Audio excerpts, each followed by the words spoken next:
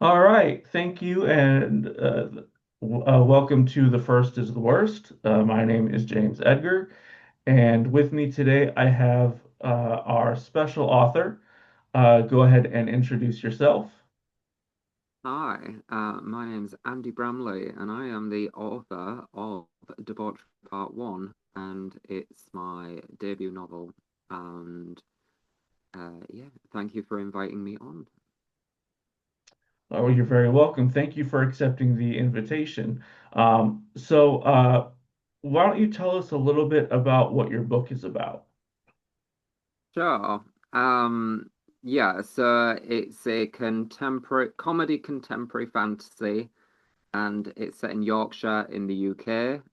It goes on the idea that the seven sins take a human form, and it follows them getting to know each other and forming a friendship. And they eventually learn that there's a death cult who claims to be the seven virtues out to kill them. So it's a good versus evil flipped on its head.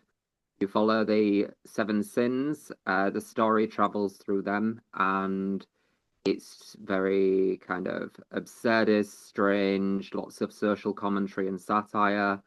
But there's also a kind of very overblown biblical plot that's quite grand, that takes place in the real world, pretty much, or a parody of it. So it's So less a what you parody, believe, more what you do to survive. so a parody of Yorkshire. Yeah, like a parody of, I'd say like not just Yorkshire, but like the real world. There's a lot of social commentary about just life generally. So yeah. Okay. And can we see your book? You can. Yeah, right. So I've got two versions.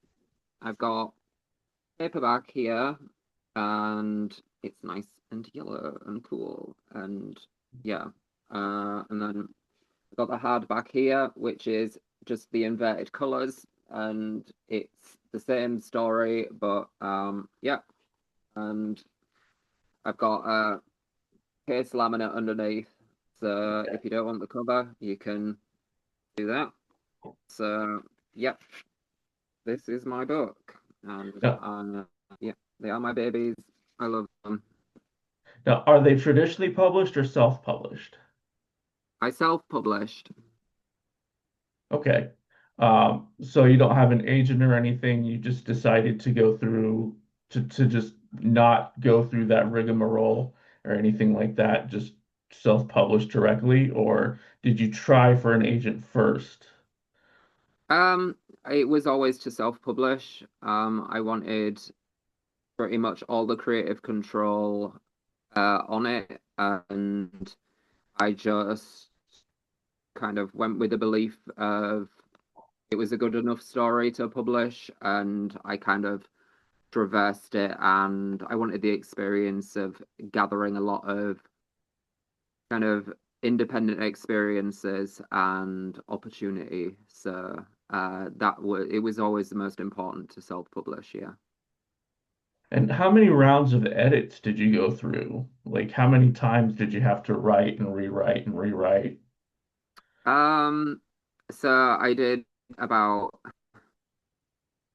for a self-edit, I did about four or five, and then I got a professional editor, and they did the line edit, copy edit, the developmental edit, and final proofread. So the only outside help that I actually got was the professional edit because I kind of know where to set my ability on what I can accomplish on my own versus where I'll need to ask for help. So the editing was definitely something where I entrusted someone else to do it and make it the best it could be. So why don't you go ahead and read a little bit from your first page? My first page, yeah. So there's a prologue, and it's called Confessional, and it's just an opening thing to set the scene. Uh, So my first page isn't very big, but I'll read it anyway. Uh, oh, actually, no, all right, I'll read up to that. Okay. The Church of St. Augustus had always been known for its colourful back catalogue of tragedy.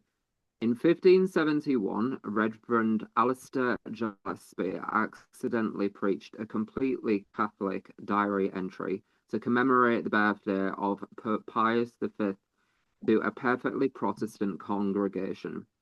Because of a new order the previous year to persecute all Catholics as ordered by Queen Elizabeth I, they butchered the good Reverend in God's name that same day.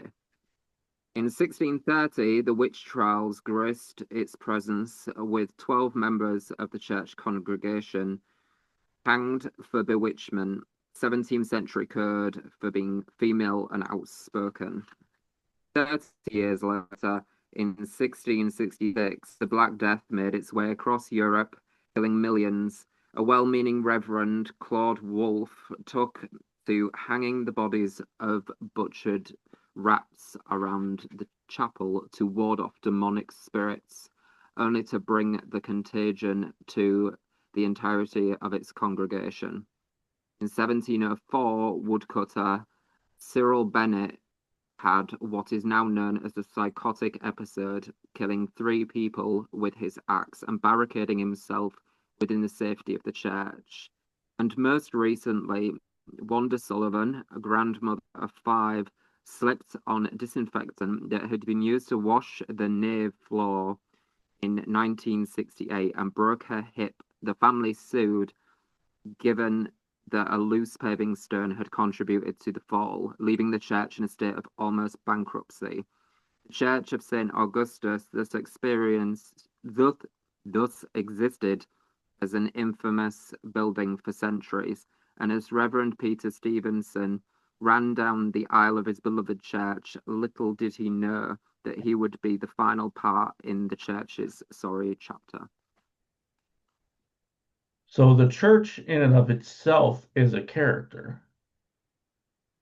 It is, yeah, it's very much something that was a staple in the area at the time, and it becomes something that has mostly been ignored in modern times, but it ends up having a more central role again. So it's about the you end up meeting the characters in chapter 1, and it kind of jumps. It's very much the prologue is something happens after there with the Reverend, and you want to know how it gets to that point. So it jumps to get to know the characters and the story unfolds, and it's very much about modernity stopping paying attention to the church, only for it to cycle back round during this plot, and the church becomes something very fundamental in the character's story again. And how many times did you have to rewrite just that beginning? Um, um about 6, because it was about setting the right tone for it. So, my prologue was always I always had a very strong idea of what the prologue would be, but it was how to convey the humor of the book, but keep it serious. So, the book itself is written very dryly, or there's a sarcastic kind of undertone, but with the prologue, there's a seriousness, but there's also this kind of very dark, tongue-in-cheek kind of misfortune that the church has gone through. I thought that was probably the best path to lay, and just I could have started with the Reverend and jumped into what had happened, but I figured I would do it in a sort of almost a series of unfortunate events or a cautionary tale, and just go through history and just make these very unlucky or tragic things to give the building character before um the Reverend. Like, with something with such a overblown biblical plot, I wanted it to be that it started off at a church and very dramatic and chaotic and end times. So even with the contemporary lens, yeah, it took a lot to kind of settle on that vision of it and what it would be.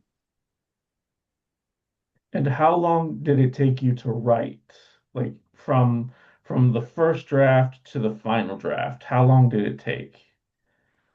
Um, 2014 to 2019.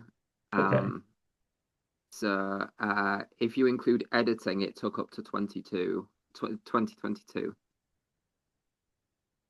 And how do you think you've grown as a writer since then? Oh, well, I have a confident writer's voice. I know what I can write, and I'm comfy within the genre I'm in because comedy is a very kind of strange genre to be in. So I predominantly write comedy, and then the genre dances around that aspect of it. So I think I've grown in the fact that asking for help has made me learn things that are just so invaluable. And I would say that I've come out of it with a writing style that's my own, and being able to hone in on sense of humor and world building, character development. There's so many things where, because I'm self-taught as a writer, it's just about getting that confidence and kind of nerve or tenacity to kind of push forward and say you are actually good enough to do it, because it really feels like something you should publish rather than a hobby or something to just be on the back burner. So Mhm. I would say that my confidence really, and um, I've just got nerve, so I'll just keep going. So yeah. And how many parts do you foresee this story being? So I have 8 books planned, but there are 3 concepts. They're all predominantly comedy.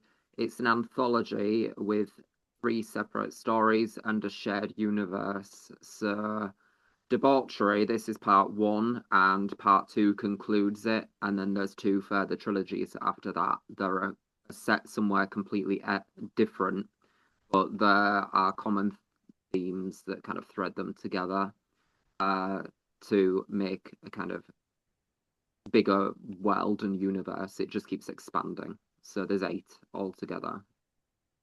Okay. And so you've already started the sequel. Have you started the third one yet? I haven't started the third one. I'm writing the second. I'm about halfway through it.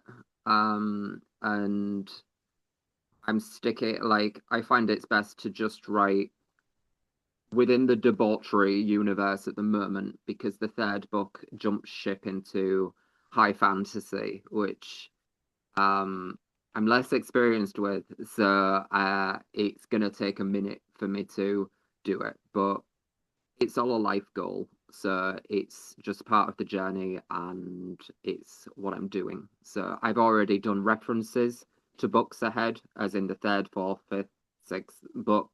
So it's all within there. So if I can write this one, I can do the next one. And that's kind of my mindset at the minute. So all the books are kind of intertwined in a way, right? Yeah, I think at first people won't know how on earth they would be connected, but the more you read, the universe gets bigger. And I think by a certain point within it, people will kind of acclimatize and figure out what the grand scheme of it is. There's an overarching narrative to everything. So All right. And when do you project that the second book will be finished? um I think, like, to be candid with self-publishing, a lot of it is cost, especially the professional edit. So I see it being out in 2027. I would like to take a further year to finish the second half, hone it, and get it edited. The good thing about the second book is that I felt like I was on fire during the first one because I was like learning so much, but I have the advantage of having learned it. So the second book will be out a lot sooner because I know. I have my own writing voice. I know a little bit about editing and how I can edit it before I send it away. And also, I learned formatting and I designed the cover. So there's these certain gaps that have been filled. So I foresee 2027. And are your books available in brick and mortar stores or just online? Predominantly online, but places like Waterstones or Barnes and Noble, you can ask for them to be delivered into a store. So it's mostly digital and online, but Okay. yeah. Okay. And so do you have any words of wisdom to share with any authors who might be having a frustrating time or a difficult time with the beginning of their books? Because from my experience, beginning is always harder than the end.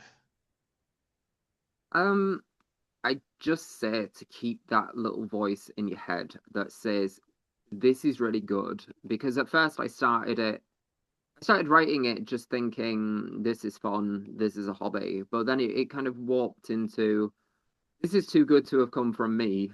And then it kind of changed by the end of it to, I'm really proud of this. It's really good. So it's just to stick with it and keep that little kind of flame inside you that just says this is just a really good idea. Whether it ends up a hobby or a job or a career or anything, it's just you've got something that you want to create. And I think that's really powerful in these times. So take the power from it and write because once you get going with the story and you get that flow, you end up just loving being in the world you're in. And it's such an escape to just do that. And it's not something everyone has. So just know that what you have is valuable and special and just to keep going because it's really hard. And yeah, just keep going. Yeah, and for your books specifically, are they meant for all ages? Are they meant for adults? Like, why is it like a YA genre, or how do you define the category of your book? I would just say that it's adult fiction, comedy, contemporary fantasy, pretty much. Definitely for adults. It's not just because of the social commentary, but it's because of the humor. So you, obviously with the word debauchery and stuff, it kind of insinuates that some stuff would happen that would be quite adult. Um, so, but I'm also a big horror nerd, and I like really overblown and scary things. So I think there's just a lot of adult subject matter in it. It's an adult book.